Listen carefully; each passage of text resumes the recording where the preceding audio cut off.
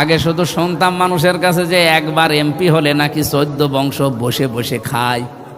আগে ভাবতাম যে আল্লাহ কি করে খায়, এখন দেখছি যে তা 14 বংশ না 28 বংশ বসে খাবে, কিছু করা লাগবে না। কিন্তু ওই রকম হওয়া লাগবে। জামাত ইসলামী বাংলাদেশ থেকে যেহেতু আমিরে জামাত আমাদেরকে জানিয়ে দিয়েছে, জামাত ইসলামী থেকে কেউ এমপি মন্ত্রী যদি হয় 5 বছরে তার একটা টাকা বাড়বে না। যা আছে হলফনামায় দেওয়া ছিল আরো কমে যাবে। তা আমি 5 বছর পরে যদি আমার যা হলফনামায় দেওয়া আছে ওখান থেকে একটা টাকা বাড়ে, ছাড়বে আমারে? আর উনি না ছাড়ুক, আমার নিজেরও তো বিবেক আছে। কার জন্যে করি আমি রেখে যাব? হয়তো যদি এখনই মরে যায় 5 বছর পরে ওই সম্পদ হাজার হাজার কোটি টাকার, ওটা আমার বউ আর আমার মেয়ে, আমার বাবা মা, ওরা খরচ করবে। আর আমার যেহেতু চাইলে নেই, এই যদি যা করবো কামাই সব আমার জামাইরা খাবে। ওই লোকের চাইলের জন্যে আমি এই 2 নাম্বার এই রাস্তায় কোন কারণে যাব? আর একটা বিষয় আছে, এদের জন্য কামাই করে আমি রেখে গেলাম, যেহেতু বৈধভাবে পারবো না, কারণ আমার মাত্র 55,000 টাকা বেতন, অবশ্যই আমার অবৈধভাবে যাওয়া লাগবে। এই যে 25টা মন্ত্রী 24টা প্রতিমন্ত্রী সব মন্ত্রণালয়ে দৌড়াদৌড়ি করে বাজেট নিয়ে এসে অদাওদি কাজ করে অদাওদি যদি খেয়ে ফেলি, বলেন 5 বছরে কয়েক হাজার কোটি টাকার মালিক কোনো ব্যাপার না। করে গেলাম, করে কি লাভ হলো? অবৈধভাবে ইনকাম করে একদিকে আমার পাপের বোঝা পাহাড় পরিমাণ হয়েছে, আর একদিকে আমি মরে যাওয়ার পরে এই সম্পদগুলো আমার জামাই, আমার মেয়ে, আমার বউ, আমার মা বাবা এরা আরো অবৈধভাবে ব্যয় করবে। কথা বলেন না কেন? ওরা যে হেদায়েতের উপর থাকবে আমি মরে গেলে, গ্যারান্টি আমার দিল কে? ওরা যে আমার উপকার করবে মরণের পরে, আমার গ্যারান্টি দিল কে? লা তাদরুনা আইয়ুহুম আকরাবু লাকুম নাফআ। তোমরা কেউ জানো না, তোমাদের মা বাবা, তোমাদের বাপ দাদা, এই মানুষগুলো তোমাদের সন্তানাদি কে তোমাদের উপকারী কেউ জানো না। মরে যাওয়ার পরে ওরা দেখা যাচ্ছে এমন একটা আয়োজন করেছে যে আয়োজনে গোনা হয়। এরকম আয়োজন নেই দেশে? এরকম হাজারো অবৈধ কাজ করবে, বিশাল ডিশ এন্টিনা নিয়ে সারাদিন নাটক সিনেমা দেখলো মনে করেন। একদিকে আমার অবৈধ কামাই করা টাকা, আর একদিকে অবৈধভাবে ব্যয় করতে থাকবে। এদিকেও গোনা, ওইদিকেও গোনা, মাঝখান থেকে এগুলোর ভোগ করা লাগবে হামজাকে, আর ওরা থাকবে আরামে। এই পাগলামি আমি করব কোন কারণে? রিমান্ডে থাকাকালীন যখন আয়না ঘরে ছিলাম, ওই সময় একজন অফিসার আমারে পাহারা দিত, হিন্দু, সঞ্জয়। ও আমারে বলতো, আপনাকে আমি এমনিতেই ওয়াজে চিনি, আমরা যদিও হিন্দু মানুষ কিন্তু ওয়াজ শুনি। আমি বাইরের দেশে ছিলাম 2 বছর, কিসে নিয়ে যায় যেন ওদের মিশনে, একটা মুসলমান দেশে গিয়েছিলাম। ওনারটা আমি বলছি 2 মিনিটে, এই কারণে এখানে একটা শিক্ষা যে ওনারা কিভাবে বুঝেছিলেন আর আমরা আসলে মুসলমানেরা কিভাবে বুঝি। আমারে বলছে, মাওলানা, বাংলাদেশের মুসলমানেরা আর অন্যান্য দেশের মুসলমানেদের কোরআনে কারিম বোঝা এবং মানা এক না। কি করে আপনি কি বুঝলেন কোরআনের? আমারে বলছে, আমার কিন্তু অনেক আয়াত মুখস্থ আছে। আমি এই 2 বছর ছিলাম মুসলমান একটা দেশে। আমার মনে হয় সম্ভবত এটা 20 সালের ঘটনা, ওমানের কথা বলেছিল। কারণ এখন আর ভালো মনে নেই, আগে একবার পড়লে আমার মুখস্থ হয়ে যেত। রিমান্ডে এমন টর্চার করেছে, ছাতা মাথা শেষ। এখন 5 বার না 10 বার পড়লেও ছাতা মুখস্থ হয় না। মাথার চুল থেকে পায়ের তালু পর্যন্ত 1 ইঞ্চি জালেমরা বাদ দেয়নি, যেখানে অত্যাচার করে নাই। যেভাবে করা যায় ওইভাবে করিস। আয়না ঘরের ভেতরে আমি এখন নাম শুনছি মানুষের কাছে যে চেয়ার ছিল। হ্যাঁ, আমি নিজে দেখেছি আমারে বসিয়েছিল, কিন্তু আমারে ঘোরায়নি। তা আমার আগে যারে নিয়ে গেছে আমি শুনলাম যে তারে চেয়ারে ঘুরিয়েছিল। এভাবে হাত বেঁধে দেয় ক্লিপ দিয়ে, গলা বেঁধে দেয় ক্লিপ দিয়ে, পায়ের সাথে শিকল লাগানো, মাজায় দড়ি এইটে বাঁধা। একটা সুইচ আছে, মাত্র টিপ দেওয়ার সঙ্গে সঙ্গে 1 মিনিটে 120 বার ঘুরতে থাকবে। 1 মিনিটে যদি 120 বার হয়, সেকেন্ডে কয়বার? 2 বার। আপনি বলেন তো 1 সেকেন্ডে যদি এই চেয়ারটা 2 বার ঘোরে তো কত দ্রুত ঘোরা লাগে? মাথার মগজ এলোমেলো হয়ে যায়। 5 মিনিট এরকম থাকার পরে মনে হবে যে আল্লাহ, আমি দুনিয়া 10টা দেখতে পাচ্ছি। আর খাবারের কথা তো বলাই যায় না, কি যে খেয়েছি 3 বছর আমি জানি আর আমার আল্লাহ জানে। ওই সময় উনি আমারে বলছিলেন, মাওলানা আমার বাড়ি রাজবাড়ি, আপনার বাড়ি কুষ্টিয়া শুনেছি, কিন্তু আমার হাত পা বাঁধা, কিছু করার নেই। ওই রাত 12টার সময় আসতো, ফজরের আগে চলে যেত। বলছে আমি যখন ছিলাম ওই দেশে, এক হোটেলে আমি খাবার জন্য রিজার্ভ করে নিয়েছিলাম হোটেলটা। প্রতিদিন খাবার খেতে যেতাম, আর দেখতাম খাবার আমারে যে ছেলেটা দেয়, পানি দিয়ে যায়। অনেক দিন পরে জিজ্ঞাসা করলাম যে তোমার নাম কি? এই হোটেলের মালিকের সাথে কি তোমার আত্মীয়? ছেলেটা বলছে হোটেলের মালিক আমার বাবা। হোটেলের মালিক আপনার বাবা, আর আপনি তার ছেলে, এত বড় বিশাল হোটেল, আর আপনি হোটেলের বয়। একটা কথা হইল, আপনার বাবা আপনাকে লেখাপড়া করাতে পারেনি? বাবার কাছে গিয়ে জিজ্ঞাসা করলাম যে আপনি কি মাথা ঠিক আছে আপনার? শুনলাম নাকি আপনার একটা ছেলে, তারে আপনি মানুষের মতো মানুষ না করে হোটেলের বয় বানিয়ে রেখেছেন। আপনি একটা মানুষ, আর নিজে বসে আছেন চেয়ারে। ওনার ভাষা দিয়ে, আরবি ভাষা যেহেতু হালকা হালকা বুঝে ফেলেছে, তারে বলছে ইয়া আখি, হে ভাই, আপনি কি বলেন আমারে? কোরআনের আয়াত ওই দিন উনি ওনাকে শুনিয়েছিল নাকি? এই হিন্দু বেটা আমারে বলছে যে আমি ওই আয়াতটা পরবর্তীতে এসে মুখস্থ করে নিয়েছি। সূরা তাগাবুনের 14 নম্বর আয়াত, ইয়া আইয়ুহাল্লাযীনা আমানু ইন্না মিন আযওয়াজিকুম ওয়া আওলাদিকুম আদুওয়াল লাকুম ফাহযারুহুম ইলা আখিরি আয়াত। হে ঈমানদারেরা, অবশ্যই তোমাদের সন্তানাদি, তোমাদের সম্পদাদি, তোমাদের স্ত্রী, সন্তান, সম্পদ, এগুলো কেউ কেউ তোমাদের শত্রু। কে বলছে? দোকানদার আয়াত আমাকে শোনালো। উনি তো আর বাংলা পারে না, আরবিতে শোনানোর পরে আরবিতে একটা ব্যাখ্যা দিল, আর আমিও হালকা হালকা আরবি 2 বছরে বুঝে ফেলেছি। পরবর্তীতে এসে আমার রুমে ইন্টারনেট থেকে কোরআন শরীফ বের করে সূরা তাগাবুনের 14 নম্বর আয়াত বিভিন্ন তাফসীর সহ মিলালাম। পরের দিন ওনারে জিজ্ঞাসা করলাম যে আয়াত পড়েছিলেন, আয়াত আমার আয়ত্ত হয়ে গেছে, কি বুঝালেন আপনি?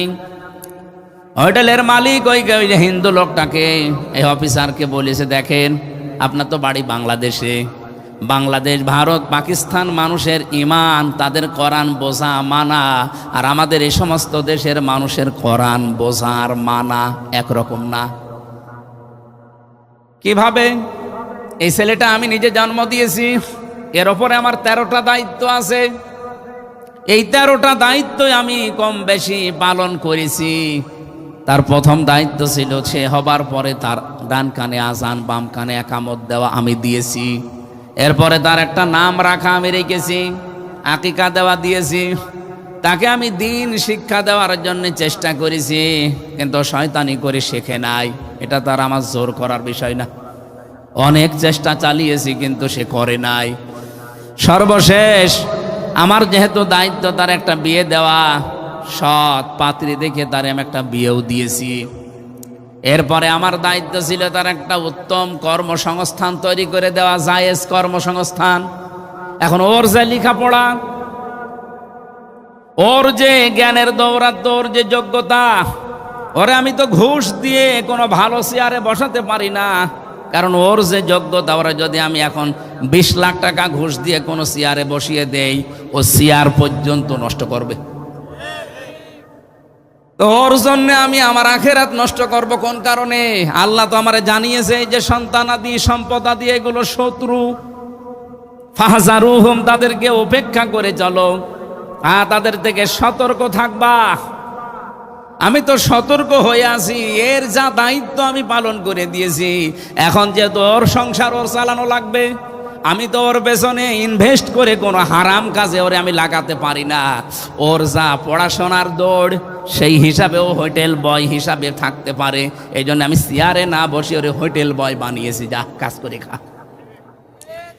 বাংলাদেশের মানুষ আমরা যারা মুসলমান, যারা দায়িত্বে আছি, যারা ধনী মানুষ, সত্যি কথা বলেন তো, দল না দেখে, পরিবার না দেখে যদি কোরআনের আয়াতটা আমরা এইভাবে বুঝে এই দেশে এখন কাজ করতাম, কেউ দলীয়করণ করে বিভিন্ন চেয়ারে বসতে পারতো না। আন্দাজে চিল্লালেন না বুঝে চিল্লিয়েছেন? সে লোকটা কোরআন বুঝেছে এবং মেনেছে কিভাবে, আর আমরা কোন ধান্দায় আছি ভাই? সে বলছে আমার ছেলে আমি জানি, কিন্তু আমার শত্রু হয়ে দাঁড়াবে যদি ওর পেছনে আমি অবৈধভাবে টাকা ইনভেস্ট করে কোনো অবৈধ চেয়ারে বসিয়ে দেই। না, ওর জন্য আমার আখেরাত আমি নষ্ট করতে চাই না। সাতক্ষীরাবাসী, এটা রেকর্ড হচ্ছে, কালকে সারা বাংলাদেশে ছড়িয়ে যাবে। সারা দেশের 18 কোটি মানুষই আমার। দল আলাদা করতে পারেন, মত আলাদা থাকতে পারে, ভাই অনেক ভালোবাসি আপনাদেরকে, পাগলামি করবেন না। কি করবেন আপনি এত টাকা পয়সা কামাই করে? আপনার মতো বুঝ যদি হতো, আমিও তো এই রাস্তায় থাকতে পারতাম, কত কিছু করতে পারতাম। আমি নিজে তো এখন টের পাচ্ছি, কিন্তু আমি বিশ্বাস করি যে এগুলো একটাও আমার সাথে যাবে না, সব আমার শত্রু হয়ে দাঁড়াবে। এখন যদি আমি এখানে মারা যাই আজকে, জীবনটা কেমন দেখেন। এই মুহূর্তে যদি খবর দেন ম্যাডামের কাছে যে হুজুর মারা গেছে, ম্যাডাম তো পাগল হয়ে যাবে কাঁদতে কাঁদতে। হয়তো 2-3 দিন খাওয়া দাওয়া বন্ধ করে দেবে। 7 দিন একাধারে দেখবেন সে পাগলের মতো 10 দিনের ভেতরে স্বাভাবিক হয়ে গেছে। অথচ কবরে লাঠি ফেরেশতারা আমারে দিচ্ছে। কথা বলছে না কেন? সংসদের চারিদিকে তাকায় আর ভাবি, আল্লাহ, সারা বাংলাদেশে তো এই জায়গায় এই মানুষগুলো এক একটা হাজার হাজার কোটি কোটি টাকার মালিক। একটা জায়গা দেখলাম মাত্র, খুব বেশি হলেও 1 বিঘতের একটু বেশি হবে। একজন এমকে বললাম যে ভাই, এটা আপনার অফিসের, ডেকোরেশন করতে পারেন না? আমারে বলছে মাওলানা, এই 1 বিঘতের এতটুকু জায়গা ডেকোরেশন করতে টাকা খরচ হবে 3 কোটি। আমাদের কানে যে মাইক দেয় দেখেছেন, ওটা খুব বেশি হলেও 390 টাকা দাম। অথচ ওইটা কিনেছে শুনলাম এক একটা 14,500 টাকা দিয়ে।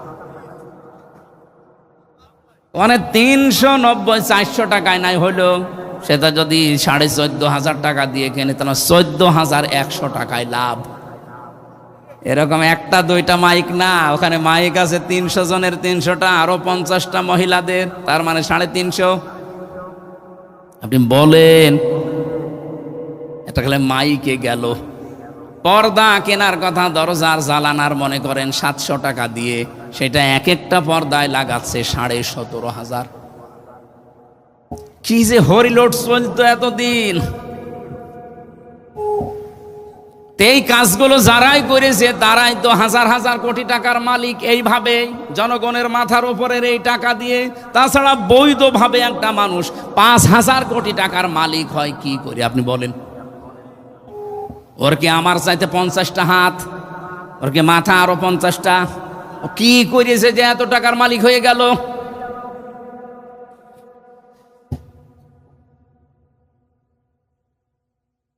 খুব বেশি হলেও 10 দিন পরে বউ আমার স্বাভাবিক হয়ে যাবে। অথচ কি কান্না করতো এই 7-8 দিন। ঠিক দেখবেন 4 মাস 10 দিন পরে আমার শ্বশুর বলবে, আমার আব্বাকে যে বিয়ায় হামজা তো মরেই গেছে, মেয়ে আর কতদিন রাখা যায়? ঠিক ম্যাডামকে নিয়ে অন্য জায়গায় বিয়ে দিয়ে দেবে। এ দেবে না? এটা স্বাভাবিক। সর্বোচ্চ 5 দিন সংসার করার পরে শ্বশুর যদি জিজ্ঞাসা করে, তামান্না এ জামাইটা কেমন, বলবে হামজা কি মানুষ ছিল? এ যা পেয়েছি আল্লাহর ওলি, অথচ ওর জন্য আমি কি করিনি। যা করেছি সব তো ওদের জন্যে। মাত্র 5 দিনের সংসারে আমার সব ভুলে আমার নামে বদনাম বের করবে। আল্লাহর কসম সাতক্ষীরাবাসী, এটা শুধু আমার জন্যে না, সবার জন্যে। এটার নাম দুনিয়া। এই জন্য সবাইকে উদ্দেশ্য করে বলছি, কি করবেন এগুলো করে। এগুলো 17.5 বছরে অনেকেই করেছে, এখন নিজের সম্পদও নিজে খেতে পারে না। আজ মাহবুবুল আলম হানিফের বাড়ির দিকে তাকান, কি বাড়ি বানিয়েছিল, বুলডোজার দিয়েও ভাঙতে পারে না। কষ্ট করে ভেঙে এখন একেবারে সমান করে দিয়েছে। এই জন্য যাদের এখনো শুভবুদ্ধির উদয় হচ্ছে না, জোর করে কিছু করতে চান, আপনি মনে রাখবেন, বারবার জোর করে সব কাজ আদায় করা যায় না। ভয় ভীতি দেখিয়ে আমাকে কম দেখায়নি, বহু ভয় ভীতি জীবনে দেখিয়েছে। কি হয়েছে? আপনাকে আমি আবার বলছি ভাই, সাবধান। 70% মানুষ বাংলাদেশে যেটা চায়, আপনি যদি এখন এ নিয়ে বিনিয়ে সংবিধানের দোহাই দিয়ে বিভিন্ন রকমের আর্টিকেল নিয়ে এসে বলেন না, আপনি টিকতে পারবেন না, জীবনেও পারবেন না। খুব বেশি হলো না 6 মাস 1 বছর, এরপরে দেখবেন মানুষ যদি একবার ফুঁসে উঠে, হেলিকপ্টারও পাবেন না। এই জন্য আমরা আশা করব কেউ যেন এবার বিপদে পড়ে না যায়। আপনাদের ভালোবাসি তো, আপনাদের সাথেই তো আমি জেলে ছিলাম, এই জন্যই আপনাদেরকে সতর্ক করছি। আমি দেখতে পাচ্ছি এরকম কিছু সামনে হওয়ার সম্ভাবনা আছে। এই জন্য আপনারাও যেন বিপদে না পড়েন, আমাদেরকে অন্তত আর বিপদে ফেলেন না। বহু কষ্ট অন্তত করেছি, এখন আর করতে চাচ্ছি না। আসেন সবাই মিলে অন্তত দেশটাকে দাঁড় করাই। তেলের জন্য কি হাহাকার না চলছে। 2 কিলো 3 কিলোমিটার আজকে জামে পড়েছিলাম, এই যে চুকনগরে। তেলের জন্য কি হাহাকার। অথচ সংসদের মতো মহান জায়গায় দাঁড়িয়ে মন্ত্রী পুরা মিথ্যা কথা বলছে যে তেলের কোনো অভাব নেই, তেলের কোনো অভাব নেই। লাইনগুলো কি ফেরেশতাদের? আমার মনে হয় চেয়ার থেকে ধরে নিয়ে এসে লাইনে দাঁড় করানো দরকার। যে যেই মন্ত্রণালয় চালাতে পারেন না, আমার মনে হয় বিবেক যদি তার থাকে, সে স্বেচ্ছায় পদত্যাগ করে যারা পারবে তাদের দিয়ে দেওয়া দরকার। এটা পারতামও, যদি সরকার গঠন করতে পারতাম, কিন্তু আসলে কপালে নেই। দেশের লোক তো চেয়েছিল, নয়তো 70% হা ভোট পড়ার কথা না। 49% পড়েছে মনে করেন না ভোট, আর 70% পড়েছে যেখানে হা ভোট। তার মানে দেশের জনগণ আমাদেরকে চাচ্ছিল। ইঞ্জিনিয়ারিং করে হয়তো হয়নি, সেটা নাই, বাদই দিলাম, দেশের স্বার্থে জনগণের স্বার্থে, কিন্তু দেশটা তো ভালোভাবে চালাবেন। শুনেছি এই সমস্ত মন্ত্রীরা হাজার হাজার কোটি টাকার মালিক। কি করবেন? এ টাকা কবরে নিয়ে যাবেন, 1 পা কবরে 1 পা ডাঙ্গায়। দেখি তো মানুষগুলো নড়তেও পারে না ভালো করে। কালকে একজন এমপি কথা বলছিল, দেখেন কি অসুস্থ। কি করবেন আপনারা? আমি আবার বলছি ভাই, আমি নিজের জন্য শুধু বলছি না, সবার জন্যে। আসেন, ফিরে আসেন, জনগণের কাতারে দাঁড়ান। যতটুকু না হলেই না, এতটুকু নিয়ে চলার চেষ্টা করেন। আল্লাহর কসম, এই অল্প জিনিসে আল্লাহ বরকত দেবেন। হযরতে আবু বকরের জীবনীটা প্রথম দিন সংসদে শুনেছিলাম। মাননীয় স্পিকার এই কথাটা তিনি বলছিলেন, ডেপুটি স্পিকার। আমার ওই দিন থেকে মনে মনে হচ্ছিল, উনি সহ যারা এদেশের দায়িত্বে এখন আছে, এরা যদি এই কথাটা মেনে চলতে পারে, বাংলাদেশ 5 বছর লাগবে না, 2 বছরেই ঠিক মানুষের দ্বারে দ্বারে খাবার পৌঁছিয়ে যাবে। খলিফাতুল মুসলিমিন হযরতে আবু বকর সিদ্দিক রাদিয়াল্লাহু তাআলা আনহু, তার সন্তানটা একদিন এসে বলে, ও মা, আমি পায়েস খেতে চাই। হযরত উম্মে রোমানা রাদিয়াল্লাহু তাআলা আনহা আবু বকরের স্ত্রী বললেন, বাবা পায়েস তো বানাবো, সে টাকা সেই রকম সম্পদ আমাদের কাছে এখন নেই, বাবার কাছে বলো। উনি স্ত্রী হিসাবে বললেন স্বামীর কাছে যে আগামী মাসের বেতনটা একটু অ্যাডভান্স নিয়ে আসেন। আপনার হয়তো রাষ্ট্রের পক্ষ থেকে ভাতা দেয়, মনে করেন 10,000 টাকা, আপনি টাকাটা নিয়ে আসেন আগামী মাসেরটা। ছেলে এখন খেতে চাচ্ছে, তার মন চেয়েছে একটু রান্না করে দেই।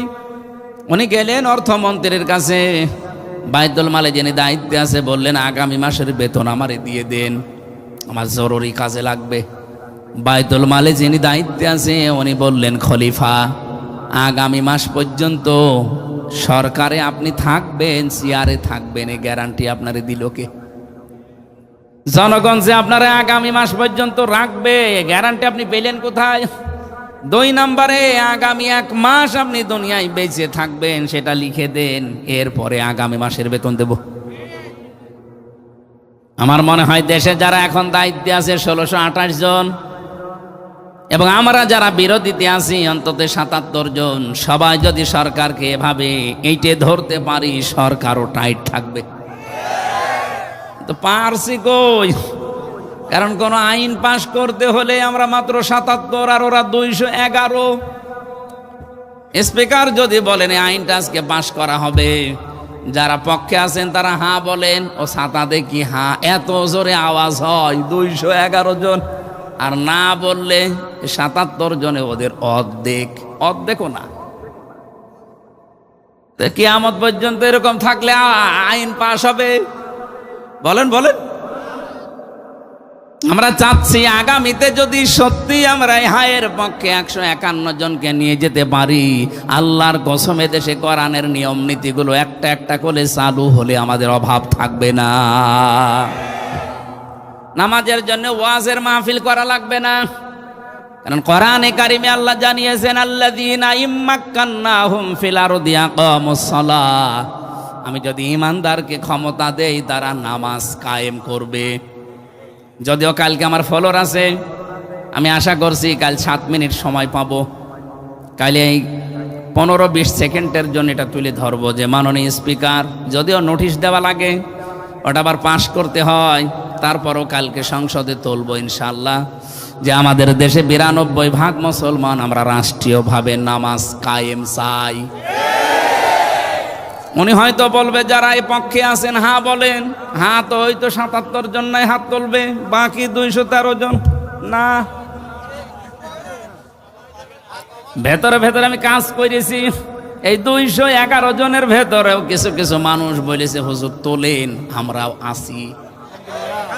এরা যদি, আমার মনে হয় যতগুলো মানুষের সাথে যোগাযোগ করলাম, এ সবাই যদি কালকে কথাটা ঠিক রাখতে পারে, এটা হয়তো আগামীতে পাশ হবে। নোটিশ দিতে বলবে, দেব নোটিশ, দেওয়ার পরে যেই দিন বলবে আজকে হাত তোলেন যারা হ্যাঁ আছেন, আমি আশা করছি যেহেতু মুসলমান আমরা, খালি 2 জন হিন্দু আছে, গয়েশ্বর বাবু আর নিতাই চন্দ্র রায়, এই 2 জন বাদে সব আমরা অন্তত মুসলমান, নারী হোক আর পুরুষ হোক সব আমরা মুসলমান। 151 জন, বেশি লাগবে না, 151 জন যদি কালকে বলতে পারে মাননীয় স্পিকার আমরা হায়ের পক্ষে আছি, বাংলাদেশে আর নামাজের ওয়াজ করা লাগবে না, নামাজ আপনি পড়বেন, আপনার বাপ পড়বে। এটা আপনারা চান না? কালকে আপনারা কারা চান দেখি আগে হ্যাঁ বলেন তো, লিল্লাহে তাকবীর। দেখেন তো হাত তোলেনি কে?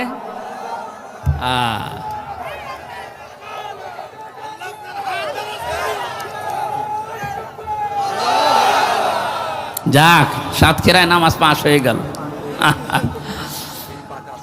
আগে পাশ আছে, আপনাদের তো সাতক্ষীরার 4 জনই মনে হয় জামাত ইসলামের না 4 জন, আলহামদুলিল্লাহ এই 4 জন তো অন্তত কালকে আমার পক্ষে আছে। যশোরে আছে 6 জনের 5 জন, আর একজন আছে ও ভাই আমাদের পক্ষে ইনশাল্লাহ। এরকম যা যা ভেতরে ভেতরে মিলিয়েছি, প্রায় আমি 150 জনের সাথে যোগাযোগ করেছি, তার ভেতরে 100 জন বলেছে হ্যাঁ আসি। আমরা তো 77 জন, আর 100 জন যদি কথা ঠিক রাখে, আশা করছি কালকে একটা চমক হবে। কিন্তু ওরা যদি কথা দেওয়ার পরও কালকে কারো ভয়ে এভাবে করে থাকে, নেই আমি নেই, এমনি কথা দিয়েছিলাম, তাহলে আজ কালকে হবে না। আশা করছি তারা কথা ঠিক রাখবে ইনশাল্লাহ। হযরতে আবু বকর সিদ্দিক বাড়িতে চলে আসলেন, স্ত্রীকে ডাক দিয়ে বলে না, বেতন দেওয়া দূরের কথা, এই কথা শুনিয়েছে, ও খাওয়া লাগবে না। স্ত্রী তো খুব চালাক, খুব বুদ্ধিমতী, ওই যে প্রতিদিন যে এই টাকাটা নিয়ে আসে, মনে করেন এক এক দিন 500 টাকা করে, এই টাকা প্রতিদিন ওখান থেকে 20 টাকা করে বাঁচিয়ে রাখে। 7 দিনে একাধারে দেখা যাচ্ছে কিছু টাকা জমা হয়েছে 120 টাকার মতো। এই টাকাটা পায়েসের চাল কিনে তিনি পায়েস রান্না করে ছেলেকে আর স্বামীকে দিয়েছেন। হযরত আবু বকর ওটা পেয়ে জিজ্ঞাসা করলেন, কোথায় পেয়েছো? কোনো হারাম ভাবে? স্ত্রী বলে, না, এটা পেয়েছি আমি এইভাবে। ডাক দিয়ে বললেন, দেখো, যেভাবেই হোক না কেন তোমরা আজকের মতো পায়েসটা খেয়ে নাও। চলে গেলেন বাইতুল মালে। অর্থমন্ত্রীকে ডাক দিয়ে বললেন, দেখেন, আমারে 10,000 টাকা করে মাসে মাসে বেতন দেয় সরকার। আমি দেশের দায়িত্বে আছি, এ কারণে ভাতা হিসাবে আমি হিসাব করে দেখলাম অন্তত 120 টাকা কম হলেও আমার সংসার চলে। আগামী মাস থেকে 9,880 টাকা আমারে দিয়ে আমার সংসার চলবে। এ বাংলাদেশ ভালো করার জন্য আমি দেখতে পাচ্ছি কিচ্ছু দরকার না, এ দেশটা দাঁড় হয়ে যাবে। শুধুমাত্র এই 350 জন মানুষ আর সরকারি 1628 জন দায়িত্বে আছে। এই মানুষগুলো যদি আবু বকরের মতো মন তৈরি করতে এবার পারে, 5 বছরে বাংলাদেশ মালয়েশিয়ার মতো হয়ে যাবে। কিসের তেলের জন্য হাহাকার করা লাগবে? হ্যাঁ, আন্তর্জাতিক ভাবে যেটা চলছে যুদ্ধ বিগ্রহ আমরা জানি, কিন্তু এইটার জন্য তেলের ক্রাইসিস না। তাহলে হঠাৎ করে একদিনে 20 টাকা বেড়ে যেত না? তার মানে এখানে কোনো সিন্ডিকেট আছে, এখানে কোনো দুর্নীতি হচ্ছে। আজকের আমার তেলাওয়াত কিন্তু আয়াতের ভেতরে যেটা আছে, আমি এই সম্পর্কে কিছু কথা বলতে চাই। এদিকে তাকান। আল্লাহ রাব্বুল আলামিনের ওই কথা স্মরণ করি আমি আরম্ভ করছি। আমরা যে কেউ যদি পাগলামি না করি, ধোকায় না পড়ি, প্রতারণায় না পড়ি, কিচ্ছু হবে না দুনিয়া দিয়ে। আজ হোক কাল হোক 2 দিন আগে পরে যাওয়াই লাগবে মাটির নিচে। এই জন্য অনুসরণ যদি আমরা করতে চাই, কোরআনকে আংশিক না পূর্ণাঙ্গ, রাসূলুল্লাহকে আংশিক না পূর্ণাঙ্গ, পূর্ণাঙ্গ অনুসরণের মাধ্যমে আল্লাহ পাক নিজে আমাদেরকে ভালোবাসবেন, তার আমাদের জীবনের অপরাধগুলো মাফ করে দেবেন, কারণ আল্লাহ গফুর রহিম। বলেন সুবহানাল্লাহ। সূরা তাহা 74-75 নাম্বার আয়াত পড়েছি। আমি আগেই বলেছি 2টা সংক্রান্ত আছে, একটা জান্নাত আর একটা জাহান্নাম। ইন্নাহু মাইয়াতি রাব্বাহু মুজরিমান ফাইন্না লাহু জাহান্নাম। রব্বুল আলামিন বলেন, অবশ্যই তোমাদের ভেতরে যে কেউ অপরাধী হয়ে, গুনাহগার হয়ে, মুজরিম হয়ে, পাপিষ্ঠ হয়ে, এই লোকটা যদি আমি আল্লাহর কাছে ধরা দেয় আসে, আমি আল্লাহ প্রথমেই তাকে জাহান্নামে দেব। লা ইয়ামুতু ফিহা ওয়ালা ইয়াহইয়া, লোকটা জাহান্নামে বাঁচবেও না, মরবেও না। প্রশ্ন আসতে পারে, জাহান্নামে দেবে মানে সে তো কিয়ামতের পরে, কবরে থাকবো কতদিন পড়ে, জাহান্নামে দেবে কি করে? আল্লাহর নবী বলেন, আল কবরু রাউদাতুম মিন রিয়াজিল জান্নাহ ওয়া হুফরাতুম মিন হুফারিন নার। এই পৃথিবী থেকে বিদায় নেওয়ার পরে কবরটা কারো জন্য জান্নাতের বাগান হয়ে যাবে, আর কারো জন্য হয়ে যাবে এটা জাহান্নামের গর্ত। তার মানে আপনি জান্নাতি না জাহান্নামী, সেই কিয়ামতের পরে ওটা লাগবে না, কবর থেকে শুরু হয়ে যাবে। সময় তো আমাদের হাতে একেবারেই কম, কখন কার মরণ চলে আসে কেউ জানি না। এই জন্য জাহান্নাম আবার কবর থেকে যেন আরম্ভ হয়ে না যায়। প্রত্যেক ব্যক্তিকে আজকে থেকে সতর্ক হওয়া লাগবে, এমন কাজ করে আমি মালিকের কাছে যেতে চাই, আমি যেন মুজরিম হয়ে, পাপিষ্ঠ হয়ে না যাই। নিজের দিকে খেয়াল করে জীবন চালালেই আমরা পরিবর্তন হয়ে যেতে পারবো ইনশাআল্লাহ। আমাইয়াতিহি মুকমিনান ক্বাদ আমিলাস সালিহাতি ফাউলাইকা লাহুমুদ দারাজাতুল উলা। কোন মানুষ যদি অপরাধী, কোন মানুষ যদি নেককার হয়ে, ইমানদার হয়ে আল্লাহর কাছে যেতে পারে, এই লোকটার জীবনে যদি ভালো ভালো কাজের আঞ্জাম দেওয়া থাকে, এই যে আজকে যেমন কোরআনের অনুষ্ঠান সাজিয়েছেন, একটা ভালো কাজ, কোন মানুষ এলাকায় বিপদে পড়েছে, সেখানে ছুটে গেলেন, তারে সর্বাত্মকভাবে যতটুকু পারেন সাহায্য করলেন, এটা ভালো কাজ। এইরকম যত ভালো কাজ আছে, যার জীবনে পার্সেন্টেজ যত বেশি থাকবে, ফাউলাইকা লাহুমুদ দারাজাতুল উলা, এই মানুষগুলোই উচ্চ মর্যাদার অধিকারী। বলেন সুবহানাল্লাহ। আল্লাহ এখানে ফাউলাইকা দিয়েছেন, মনে হচ্ছে তার কুদরতি আঙ্গুল এইভাবে দেখাচ্ছেন, ফাউলাইকা সাতক্ষীরা। আর এই নারী পুরুষগুলো যারা ঈমান আনার পর ভালো ভালো কাজের আঞ্জাম দিয়ে তার মাবুদের কাছে যেতে পারবেন, এই মানুষগুলো উলাইকা লাহুমুদ দারাজাতুল উলা, এদের জন্য আল্লাহ পাক সুউচ্চ মর্যাদা রেখে দিয়েছেন। এখন এই মর্যাদাটা কি? এখানে যেহেতু দারাজাতুন বহু বচন আছে, এই মর্যাদাটা কি? আমি তাফসিরের ভেতরে প্রায় 29টা পয়েন্ট পেয়েছি এই দারাজাত এই শব্দের। রব্বুল আলামিন এই পৃথিবী থেকে একেবারে জান্নাত দেওয়া পর্যন্ত কোনো মানুষকে যদি মর্যাদা দিতে চান, এক নম্বরে তার মর্যাদা হচ্ছে সৃষ্টি জগতের ভেতরে তার প্রতি একটা মহাব্বত তৈরি হয়ে যায়। এই মহাব্বত, এই ভালোবাসা ভয়ে না, এই মহাব্বত ভালোবাসা তৈরি হবে তাকে ভালোবেসে।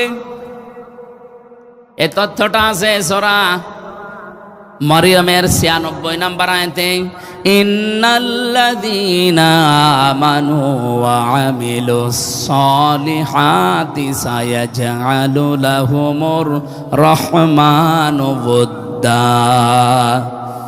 নিশ্চয় যারা ঈমান আনে, ঈমানের দাবি অনুযায়ী চলে, ভালো ভালো কাজে আঞ্জাম দেয়, আমি আল্লাহ সৃষ্টি জগতের ভেতরে অতি শীঘ্রই তার প্রতি বোদ্ধা মহাব্বত ভালোবাসা পয়দা করে দেব। একটা উদাহরণ দিলে বুঝবেন আপনি। আপনি রাগ করলেও আমি বলবো, বাংলাদেশে মাওলানা দেলাওয়ার হোসেন সাঈদী রহমতুল্লাহ আলাইহি, এ লোকটার আদর্শের সাথে আমাদের অনেকের আদর্শের মিল নেই, কিন্তু দল মত নির্বিশেষে তাকান, এ দেশে সবাই কিন্তু তাকে আমার মনে হয় সামনে না হোক পেছনে ভালোবাসতো। কথা বলেন না কেন? হ্যাঁ, অনেককে আমরা দেখি ভালোবাসে, ভয় করে, কিন্তু এটা ভয় এমনিতে না, ঘৃণার সহিত। সাদ্দাত হাজ্জাজ বিন ইউসুফ, এই লোকটা জীবনী পড়তে গিয়ে পেলাম এত জুলুম করেছিল জনগণের ওপরে, জনগণ তার নামই দিয়েছে জালেম। পাইক পেয়াদা যারা আছে সৈন্যরা, তারা এসে বলছে, বাদশাহ আপনার জন্য তো বাইরে যেতে পারি না, শুধু মানুষ গালি দেয়, জালেম বলে আপনাকে। ও বলছে, কে বলে আমি শুনবো। ছদ্মবেশ নিয়ে গেছে রাস্তায়, এক গ্রাম্য লোকের সাথে দেখা, জিজ্ঞাসা করছে, এই বেটাই বাদশাহ হাজ্জাজ বিন ইউসুফ এই লোকটা কেমন? আচ্ছা, ও তো জালেম, ও জালেমের বাচ্চা জালেম। যেই বুঝেছে দুইবার জালেম, ওর মেজাজ গেছে খারাপ হয়ে, ডাক দিয়ে বলছে, দিকাই আমি সে হাজ্জাজ বিন ইউসুফ। চিন্তা করছে, আল্লাহ কার সামনে কি বললাম, মাথা থাকবে না। ডাক দিয়ে বলছে, বাদশাহ নান্দার আপনি আমারে চেনেন? বলছে, না। যে আমি এই গ্রামের ওই লোক যার মাসে 2 দিন মাথা খারাপ হয়, আজকে তার পয়লা দিন। তুই পাগল, কারে ধরলাম? মাসে 2 দিন মাথা খারাপ হয়, আজকে পয়লা দিন, তার মানে আর একদিন হবে। ছেড়ে দিয়েছে। বাইরে এসে বলছে, আল্লাহ পাগল বলে বেঁচে গেলাম। তাছাড়া যদি সত্যিও জানতো যে না আমার মাথা ঠিক আছে, আমার মাথা আজকে থাকতো। এই কথা বলেন। আপনাকে ভালোবাসে, সামনাসামনি সম্মান দেয়, আমিও দেখি, কিন্তু এটা আসলে ভালোবাসার সম্মান না, ভয়ে না, এটা ঘৃণার সম্মান। পেছনে যে একটু খোঁজ খবর নিয়ে দেখেন তো, আজ যারা সামনে সেলুট দেয়, পেছনে যে বলে আল্লাহ মরে না কেন, এরকম কথা আমি অনেককে বলতে শুনছি, অনেকের বিরুদ্ধে। আপনার দারাজাত হচ্ছে না। দারাজাত তো ওইটা যদি আপনার সত্যি ঈমান থাকে, ওয়ামাইয়াতিহি মুকমিনান, যে লোকটা আসবে মুমিন হয়ে, কদ আমিলাস সালিহাত, অবশ্যই তার জীবনে ভালো ভালো কাজ আঞ্জাম দেওয়া লাগবে। আল্লাহ বলেন এই মানুষগুলোর জন্য সুউচ্চ মর্যাদা একটার পরে একটা রেডি করব। সুতরাং দুনিয়ার জীবনে আপনাকে সৃষ্টি জগৎ যেমন ভালোবাসবে, 2 নম্বরে মরণের পরে আমার আল্লাহ আপনার ইমানের যে স্বাদ, এটা দুনিয়ার জীবনে আল্লাহ আপনাকে দান করবে। দুনিয়ায় ইমানের স্বাদ একটা আলাদা জিনিস। নবীজি বলেন মাংসা কত আমাল ইমান মানে রাদিয়া বিল্লাহি রাব্বা ওয়া বি ইসলামি দীনা ওয়া বি মুহাম্মাদির রাসূলিল্লাহ সাল্লাল্লাহু আলাইহি ওয়াসাল্লাম নাবিয়্যা ওয়া রাসূলা। যে ব্যক্তি ইমানের স্বাদ পেতে চায়, এই লোকটা যেন বলে আল্লাহ আমার রব, পৃথিবীতে যে ইসলাম এসেছে এইটাই আমি জীবন ব্যবস্থা হিসাবে মেনে নিয়েছি। এর বাইরে গেলে আমি রাজনীতি মানি না, এর বাইরে গেলে আমি অর্থনীতি মানি না, এর বাইরে গেলে আমি সমাজনীতি মানি না, এর বাইরে গেলে আমি বিয়ে মানি না। ইসলামের বাইরে বিয়ে করা যায় আছে? বলেন বলেন।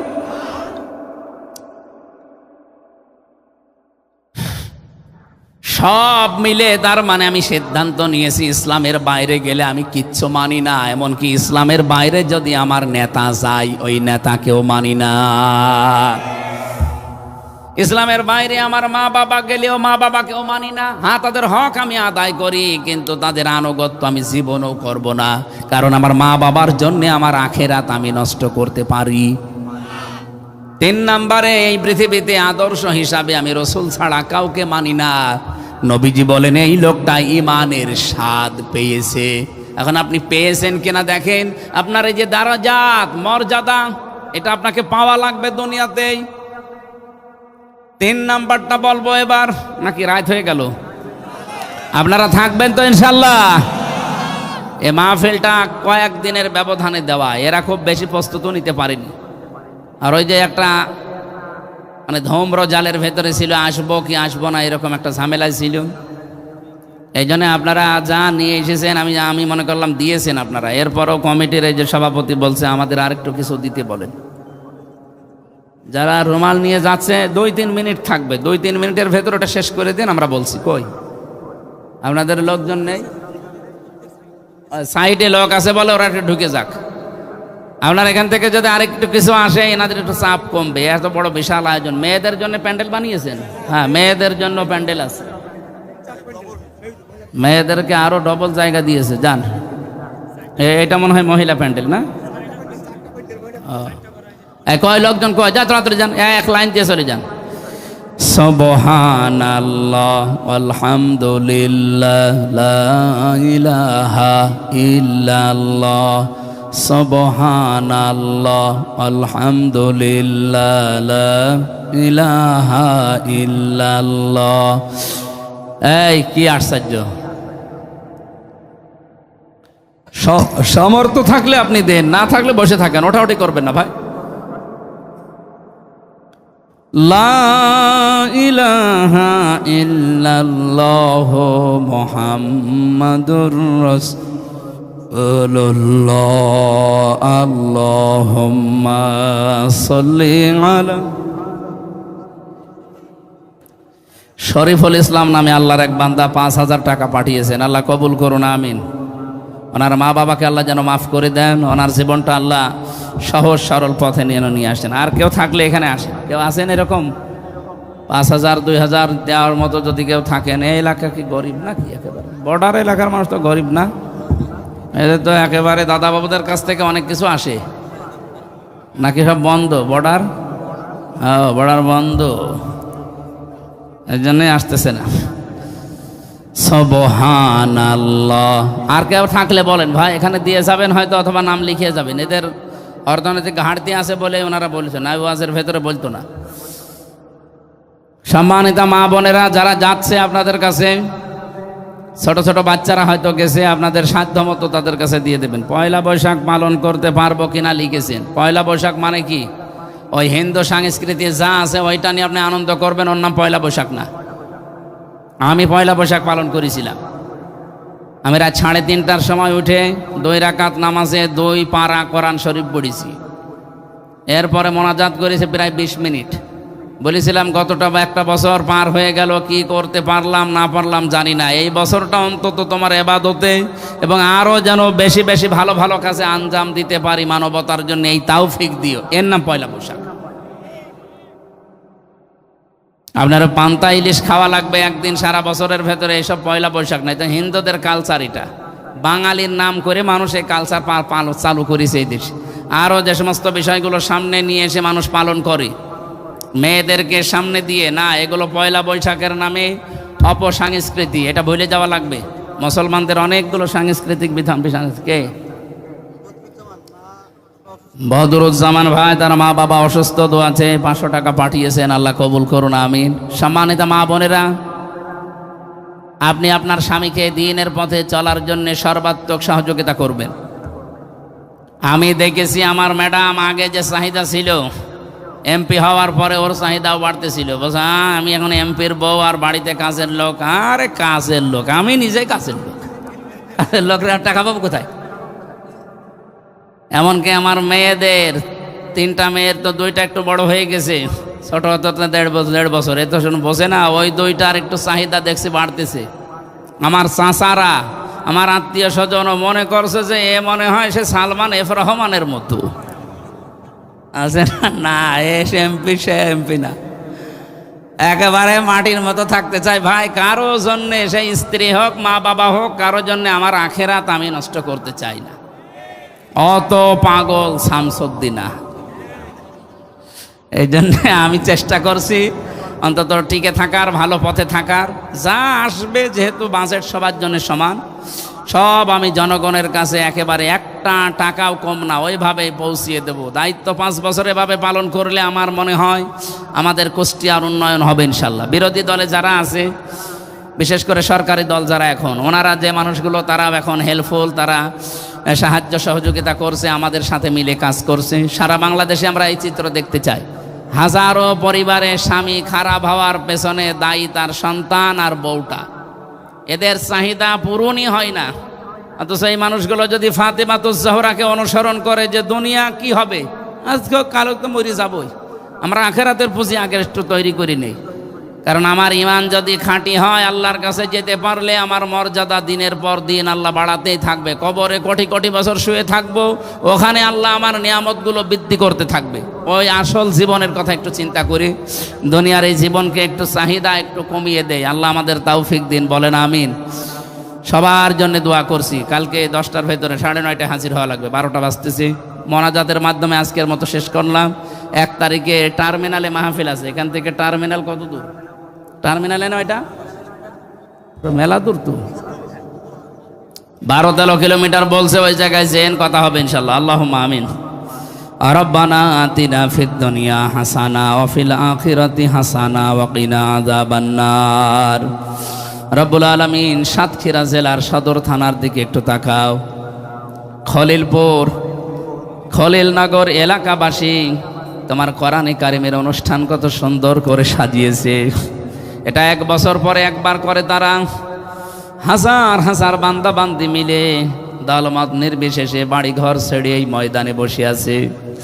আমি আমার মন থেকে হেদায়েতের নিয়তে কথা বলেছি। যতটুকু বললাম আল্লাহ সবাইকে মেনে চলার তৌফিক দাও। সওয়াব যদি দিয়েই থাকো আল্লাহ কোটি কোটি গুণে বাড়িয়ে দাও। কিয়ামতে যিনি সুপারিশ করে জান্নাতে নিয়ে যাবে ওই নবীর রওজায় পৌঁছিয়ে দাও। রব্বুল আলামিন, এলাকার মাটির নিচে কত মানুষ, হাজার হাজার মন বুকের উপরে মাটি নিয়ে ঘুমিয়ে আছে। আল্লাহ তাআলা, এই মানুষগুলোকে তুমি কবরে জান্নাতুল ফেরদাউস দিয়ে দাও। যে সমস্ত দারাজাতের কথাগুলো আমি বলতে চাচ্ছিলাম, সৃষ্টি জগতের ভেতরে আমাদের প্রতি মহব্বত তৈরি করে দাও। আল্লাহ তাআলা, আমাদের ইমানের স্বাদটা পাওয়ার সুযোগ দাও। কবরে যাবার পরে কবরটা যেন আমাদের জন্য সত্যি জান্নাত হয়ে যায়। এ মাহফিলের সভাপতি, সেক্রেটারি, ক্যাশিয়ার সহ যতগুলো মানুষ দায়িত্ব পালন করেছে স্বেচ্ছাসেবকের, যে মা তাদেরকে পেটে নিয়েছে, মায়ের পেট ধন্য করে দাও। সম্মানিত মা বোনদেরকে তুমি খাদিজাতুল কুবরার মতো, আয়েশা সিদ্দিকার মতো বানাও। তাদের চাহিদাগুলো আল্লাহ তাআলা নিয়ন্ত্রণে রাখার সুযোগ দাও। অনেকের ছেলে মেয়ে কালকে পরীক্ষা দেবে, এসএসসি পরীক্ষা, দাখিল পরীক্ষা। আল্লাহ পরীক্ষায় উত্তীর্ণ হওয়ার তৌফিক দাও। বাংলাদেশের শিক্ষা ব্যবস্থা নিয়ে যে ষড়যন্ত্র অনেকে করছে সব ধূলিসাৎ করে দাও। আল্লাহ এই দেশটাকে আমরা যেহেতু নতুন করে সাজাতে চাই, তোমার কোরআন আমাদের শিক্ষা ব্যবস্থায় এনে দাও। আমরা 300 এমপি আছি আল্লাহ, সবাই প্রায় কম বেশি আমরা মুসলমান। কোরআনে কারিমের শিক্ষা ব্যবস্থার পক্ষে এবার আইন পাশ করার সুযোগ করে দাও। যেই ক্রাইসিস চলছে তেল নিয়ে এবং একটা কঠিন রোগ দেখা দিয়েছে সারা দেশে, হাম, আল্লাহ আমাদের এই জাতিকে তুমি এই ক্রাইসিসগুলো থেকে বাঁচাও। মা বোনদেরকে তুমি সুস্থ রাখো। অনেকের পরিবারে অশান্তি আছে, অভাব আছে, আমরা জানি। এই সাতক্ষীরার মানুষের ওপরে যে অত্যাচার, জুলুম, নির্যাতন হয়েছে, আল্লাহ এরা ঘুরে দাঁড়িয়েছে, এদের মাজা তুমি শক্ত করে দাও, এদের পরিবারের অভাব দূর করে দাও। সব বরকতের মালিক তুমি আল্লাহ, তুমি সাতক্ষীরার জমিন থেকেই বরকত নাজিল করা আরম্ভ করো। যত রকমের জুলুম অত্যাচারে 17 বছর তারা পেয়েছে, আল্লাহ আগামীতে এই 5 বছরে তাদের সব ক্ষতি পূরণ করে দাও। আল্লাহুম্মা গফিরলি ওয়ারহামনি ওয়াহদিনি ওয়াফিনি ওয়ারযুকনি ইয়া রাব্বাল আলামিন। যে যুবকগুলো আজকের মাহফিলের জন্য দেখলাম খাটাখাটনি করছে, এদেরকে কবুল করো। আল্লাহ তোমার বান্দা মিলন, মাওলানা রবিউল, মাওলানা ওয়াহিদুজ্জামান সহ যত আলেমরা এখানে কথা বলেছে, আলেমদেরকে কবুল করো। যে দায়িত্ব মাথার উপরে চাপিয়ে দিয়েছে প্রায় 4.5 লাখ মানুষের বিশাল দায়িত্ব, আল্লাহ এইটাই আমার জান্নাত জাহান্নামে যাওয়ার একটা মাধ্যম। এদের হকগুলো আদায় করে জান্নাতে যাওয়ার পথ সহজ করে দাও। কখন কার কাছে মরণ আসে জানি না, কোনো দুঃখ নেই মরতে আমাদের।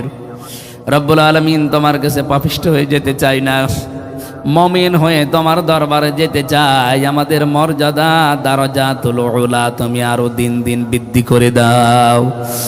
জীবনের শেষ কথা যেন অন্তত এটা বলতে পারি, লা ইলাহা ইল্লাল্লাহু মুহাম্মাদুর রাসূলুল্লাহ। আসসালামু